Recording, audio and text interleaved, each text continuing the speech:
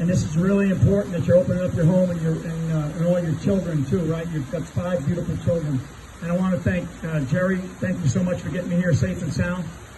Last night I did something very similar. I was in Pennsylvania last night encouraging a state senator by the name of Doug Mastriano to run for governor. And he's going to be praying on that. And I believe that within the course of about the next few months, we're going to see that gentleman running for governor up in the state of Pennsylvania. We're also getting behind a gal by the name of Kathy Barnett. Kathy Barnett is going to be running for U.S. Senator in Toomey's seat, who's stepping down, thank God. So a couple of things that you all need to know. This is how I believe, and this is what I believe is happening in this country. And I do stay in close contact with the president. And I will tell you, he's going to be in Ohio tomorrow, about the same time we're going to be here in Norman. He's going to be in Sarasota, Florida on I think it's either the 3rd or 4th of July. And I basically asked him to just rip him a new one. You know, I'm sorry. This nation is experiencing a test of God Almighty right now. Amen. So do not think that God is going to sprinkle fairy dust on us and suddenly, poof, we're going to be okay. He expects a lot more. And I showed something earlier to Jackson about a person that I like to read up on. His name is Winthrop. He's he's actually the first mayor of the city of Boston, and back in around 1630. Okay? When we talk about the city on a hill, he's actually the one that coined that phrase for America. And he coined it during a sermon on a ship coming from Great Britain at the time to the United States. And the United States didn't exist in 1630. So they were talking about what they were going to discover in this country. And he talked about a city on the hill. If anybody that knows Matthew, the city on the hill phrase comes from the Bible. Okay? This nation, our Constitution, has the word creator in it 4 times. Most people don't know. This is what we're facing. I mean, we're up here talking about communism in Oklahoma. We're talking about communism in Oklahoma. I mean, why is Flynn here in Oklahoma? I'm here because there's a complete change going on in this country. Okay? There's a complete change going on in this country. There's a physical change. There's an emotional change. We're emotional about this. I'm very emotional about this. I'm very determined, though. There is an intellectual change going on in this country. And it's the debate about what you heard Jackson just talking about. His knowledge of what he's learning as he's going through this process. But we're all learning what we're going through right now. This is a massive, massive intellectual challenge for all of us because there's so much fake information out there. There's a lot of fake information out there, and it will continue. There will continue to be a barrage. I will stand here tonight and tell you that the worst times have not arrived yet. And the worst times have not arrived yet. I believe that we're going to have more sacrifice here in the coming months. I believe when they come out with this, I call it the hill to die on in Maricopa County. Jackson's talking about Fulton County. I was up in Lancaster County last night in Pennsylvania. We got Madison. What happened was 6 counties. 6 counties. Wasn't the whole country. 6 counties. Okay, 6 counties. You had a president, and President Trump, that had the highest Hispanic voter turnout in the history of any president. He had the highest African American turnout and vote of any president in the history of this country. This state right here, all 77 counties of this state, first time in history, one state went all counties for one president. When that happens, when you look around, and there's a lot of others, that's right, so thank you, Oklahoma. When you look at the data and the stats, this is not a conspiracy theory.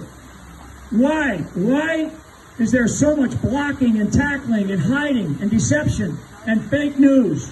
Why are they comparing this great young man to McVeigh? I mean, it's exactly like the great lawyer said, we're over the target. But the last thing that I would tell you is that this is a spiritual war that we are in. This nation, and we should be fearless about this. This nation was created based on Judeo-Christian principles and values. And that is a fact. That isn't a conspiracy theory. That's a fact. All you have to do is read the diaries, read the papers, read the arguments that our founders made to develop what it is that we created. And I always like to remind people that our Bill of Rights are the promises that we make to each other. And the fulfillment of those promises is the Constitution of the United States of America. Just like the commandments. The commandments were the start. They are the promises that we make to each other in humanity. Just like the Bible is the fulfillment of those promises in the Ten Commandments. But that doesn't mean that it's all of a sudden going to magically change. It means that you have to get involved. You have to get involved. I met one of your who's that gentleman that runs the county right here. I mean, what a great example. Talking about, and I'm going to screw up the number, but 150, 180. 180 volunteers showed up for training, for precinct training. Okay? I mean, that's right. And right here. That doesn't happen. That doesn't happen just overnight. It means that somebody's going out there and getting the word out. There is a grassroots movement in this country, and it's happening all over the place. And the phrase that I like to use is local action has a national impact. And on any given election day, the precinct volunteer is the most important person in this country. We witnessed it on the 3rd of November when we saw a bunch of precincts in different parts of this country shutting the doors, taping up cardboard, and doing the things that we witnessed. I mean, these aren't things that are made up. Everybody watched the 2 o'clock in the morning to 5 o'clock in the morning tape of 4 people running 350,000 ballots through machines on the 4th of November. That's not a conspiracy. We witnessed it. The judicial system in our country, the judges in our country, they are not designed to decide the outcome of an election. It's not what they're designed to do. So don't worry about judges that aren't doing their job, because they're not doing their job. What they're supposed to do, as others are who have taken the oath of office, what they're supposed to do is they're supposed to make sure that the Constitution is not violated.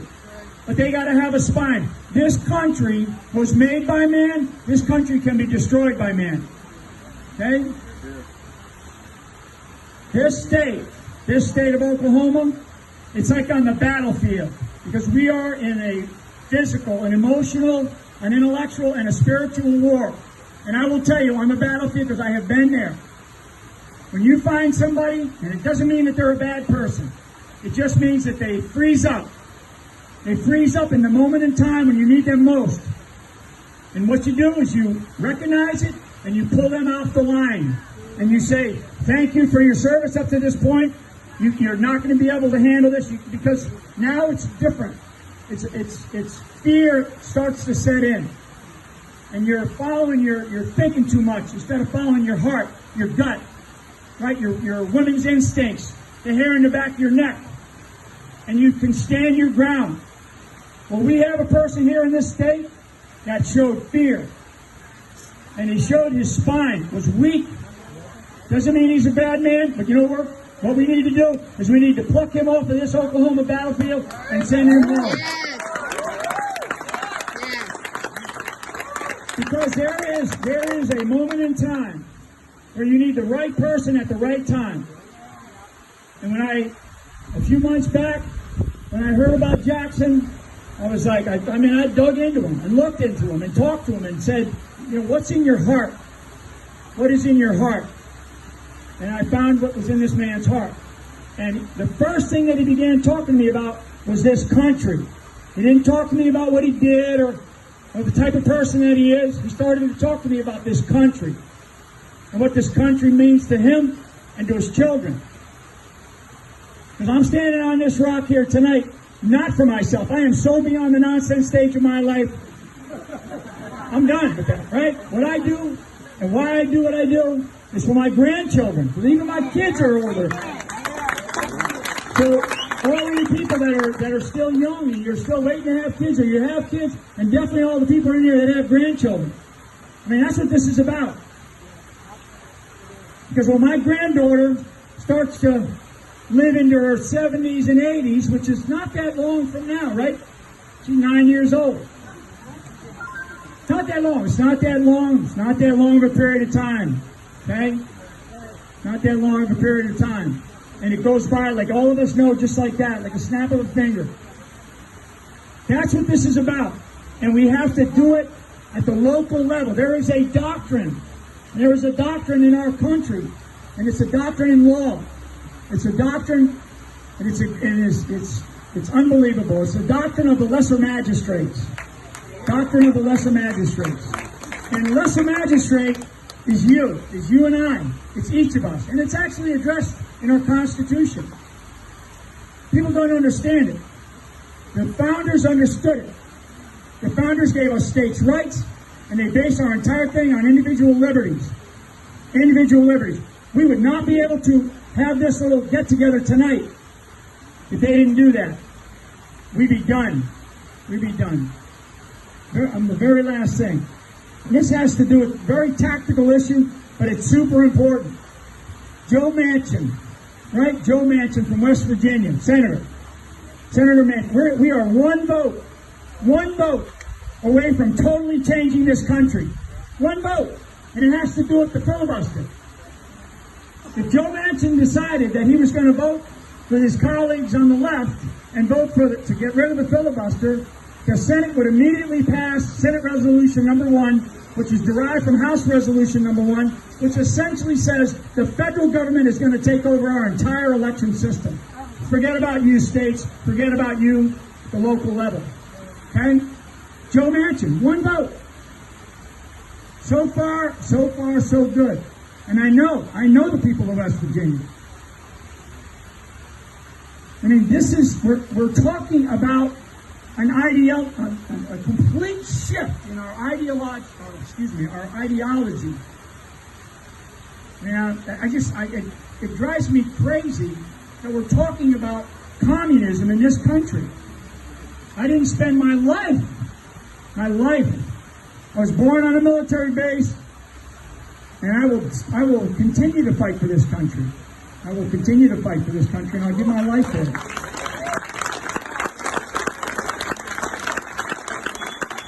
So, this takes resources. And it takes knocking on doors. It takes getting involved.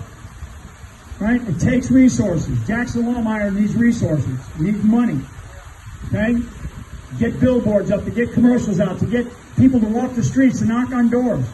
That's what it takes. It's what it takes. So help him out. Help him out. He is the right man at the right time. Not just for Oklahoma, but for this country. And that's what we need. We need fighters. So God bless you. God bless America. Thank you so much.